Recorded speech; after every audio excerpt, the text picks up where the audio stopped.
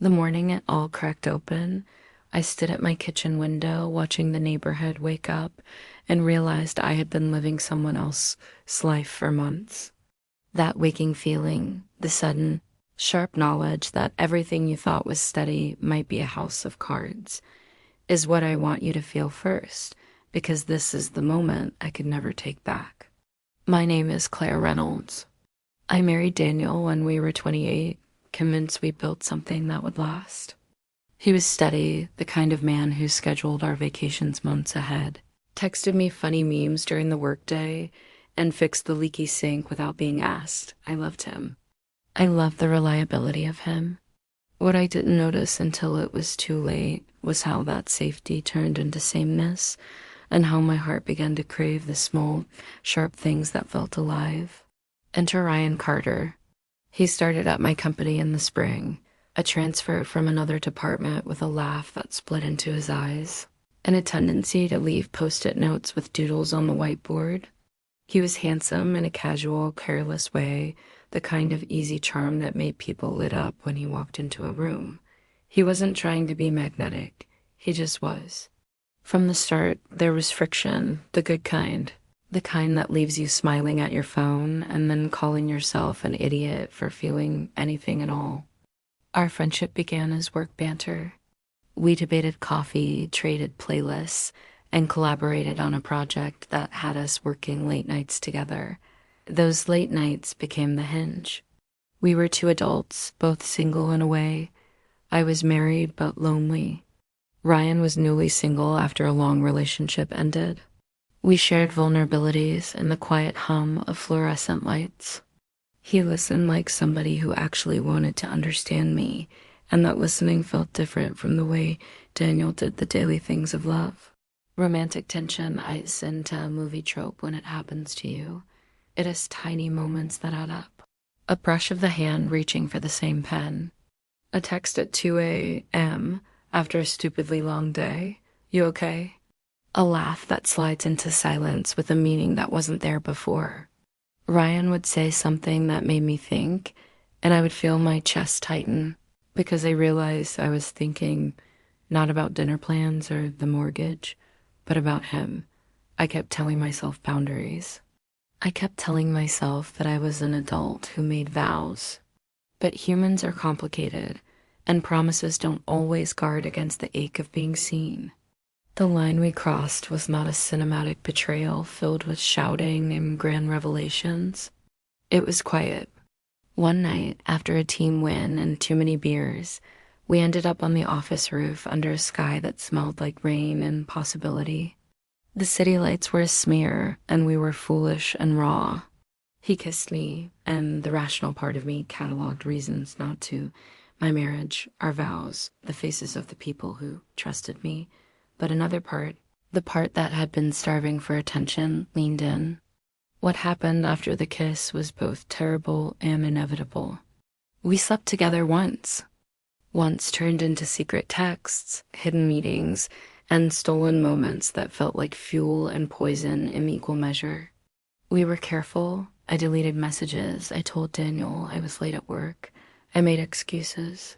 I rehearsed lies until they slid easier than the truth. For a while, the thrill was intoxicating. I convinced myself that this was a life lift, not a life ruin. The reality crept in one small, ordinary way. Daniel came home earlier than I expected one Saturday. I had left the door unlocked, probably because I was distracted or because the guilt was starting to erode the carefulness I had built. He found a sweater in the laundry basket that wasn't his. He found my lipstick on a glass near the sink. He didn't explode. He stood in our softly lit kitchen and asked a simple question, the kind of question that can flatten you. Claire, is someone else in this house? I remember the sound of my own voice saying yes. I remember the way Daniel's face changed from puzzled to broken in the space of a heartbeat. He sat at the table like someone who had been shoved off the edge of something he loved, and he asked for the truth the way your body asks for air.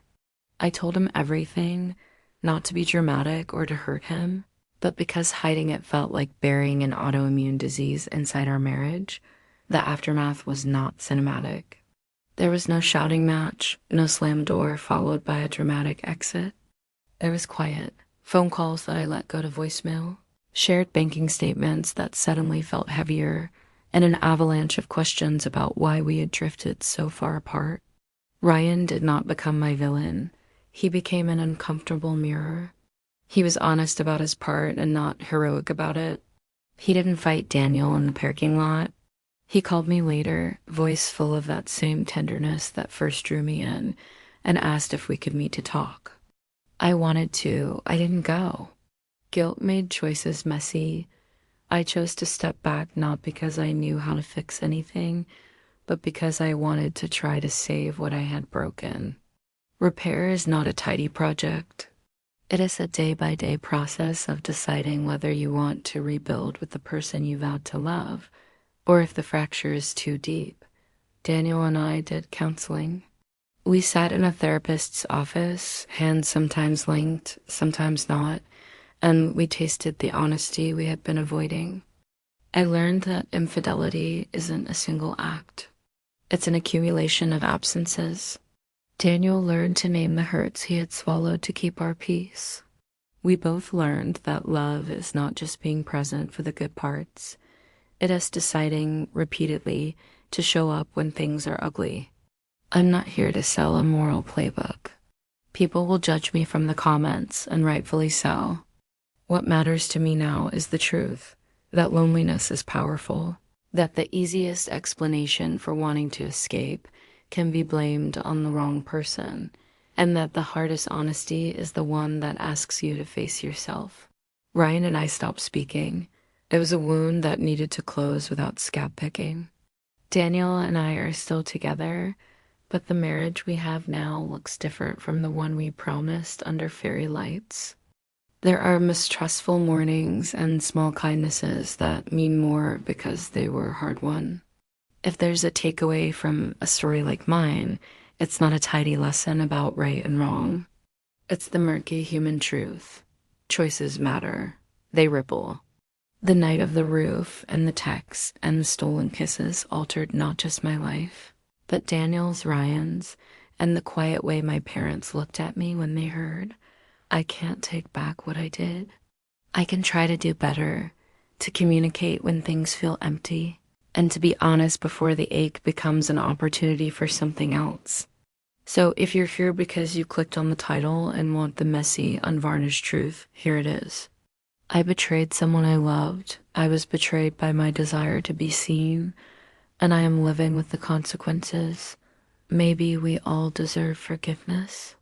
Maybe some doors stay closed. For me, the most honest thing I can say is this. I am sorry, I am learning, and every day I choose to be present. That's the closest I'll ever get to taking something back. If you've been through something similar, tell me your story. If you're thinking about making a choice that could ruin everything, ask yourself what you're really running toward.